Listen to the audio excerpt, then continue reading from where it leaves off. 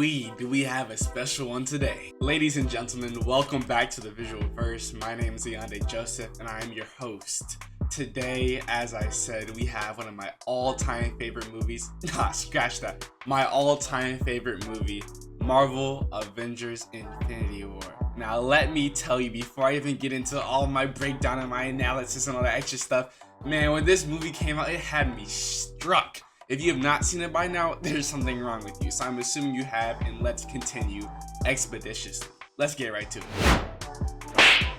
I think my favorite thing about the story of this movie is that it was the culmination of at least 20 or so Marvel movies. Shout out Stan Lee, may he rest in peace. But the fact of his genius and that all these storylines eventually converged, and here we have this masterpiece.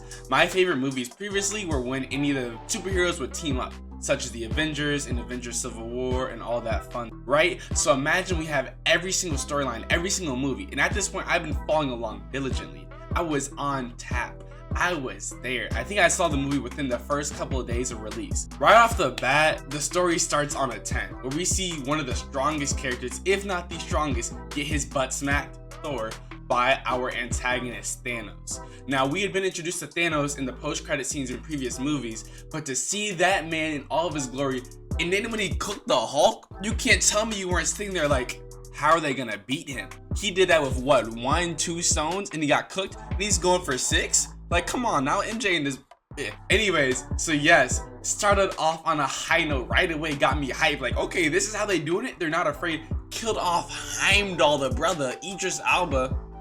I think that's his name, Idris Elba in the first couple seconds, right? We're here. And then just as it progresses, it just raises the stake more and more. I mean, when Vision gets stabbed to, let's see, who else gets clapped?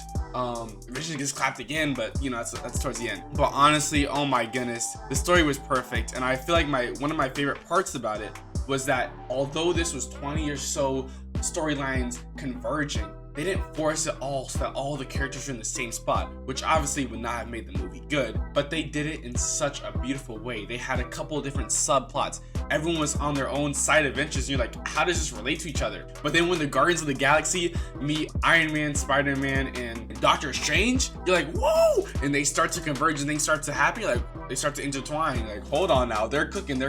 And then, yes, it ends perfectly in that final fight. I'm gonna talk about this more later, but I'm just gonna give you a little sneak peek. Thor's entrance into Wakanda.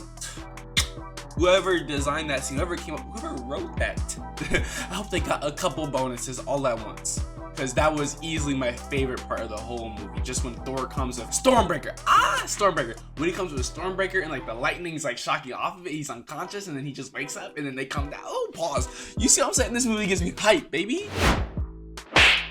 Marvel Studios always has A+ casting, at least in the earlier days, before Infinity War and before Endgame. After, I can't really talk too much. But the fact that every single character was able to have insane in-depth dialogue that really connected well, there wasn't really any throwaway lines, you know, everything was just like perfect. And I know that a good amount of it was the script writing, and also a good portion of it was the actual actors improvising, such as Robert Downey Jr. and Dave Bautista with his famous "Why is Gamora" line, which I think was also just a cherry on top for that scene. And so usually, you know, when you hop into these different sorts of storylines and plots, you find yourself wanting to go to another one, usually, right?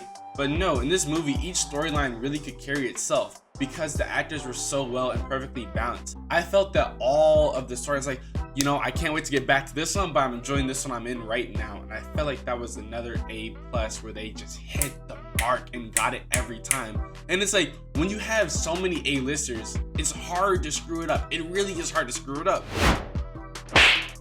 In terms of the visuals and music in this movie, I think these were also solid A's. The visuals were not as good as the Endgame movie that followed after, but I do believe for us seeing these different worlds and these vast landscapes that, you know, we can't really compare to anything since we live on Earth. And so I think they did an excellent job of representing the different planets, from Titan to Vormir and all the other places that we went to. As far as everything else, they were either on Earth or in Wakanda. Wakanda's always beautiful, but we had seen it before, so I feel like it wasn't anything too revolutionary. As far as the music, really good, solid as well. I don't think I have any songs I still listen to this day. I know for sure from Endgame, there's the Portal song that I do listen to every so often.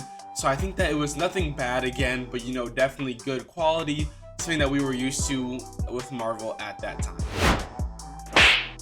As I alluded to before, and I just have to touch about this just to give Chris Hemsworth his props and his just claps and his snaps, Kevin Feige, whoever, the Russo brothers, whoever thought of the scene. When Thor arrives in Wakanda, first off, it's perfect. His whole arc, I think, is one of the most meaningful, and I believe that it had a beautiful segment in this story. I don't say end because, as you see in Thor Love and Thunder, it really went way too wonky. I think they ruined all of the excellent progress that they made in the previous movies. Starting from Thor Ragnarok, we really have Thor start to realize who he is as a person and how he can be a king without having Mjolnir, which we see from the first movie is such a big part of him. Anyways, coming to this where Mjolnir is initially destroyed in Ragnarok, and now he has no hammer and he's on this quest to get a hammer and cook Thanos. Because as you at the beginning of the movie, he gets completely humbled, completely cooked by Thanos, finds the Guardians of the Galaxy, and here we are now, him crafting Stormbreaker, holding the thing open and just showing his pure strength. He's on his deathbed, or at least they want us to think. Obviously he's not gonna die,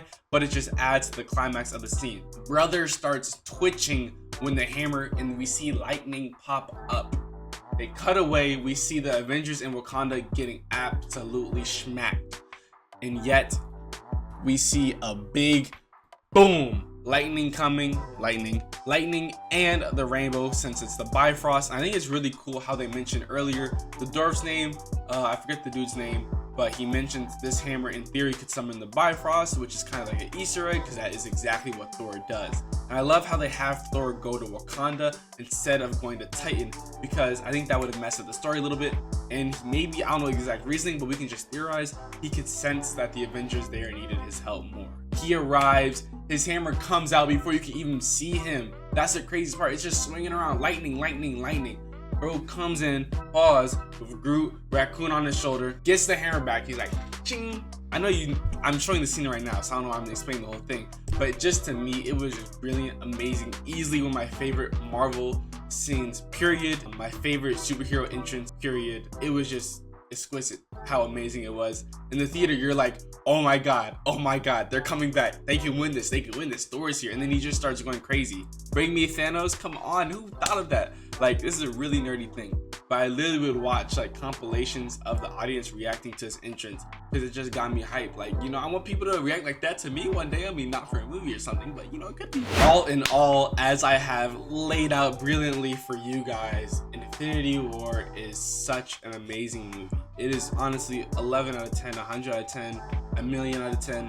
It doesn't matter because it's my favorite movie of all time. I can't lie. As I said earlier, I'm a big superhero buff. Shame on me for taking so long to get around to a Marvel movie, but I just had to make you guys wait until it's something worth your while. So thank you guys again for watching. Please make sure to leave a like, comment, subscribe, and as always, I will see you guys next time.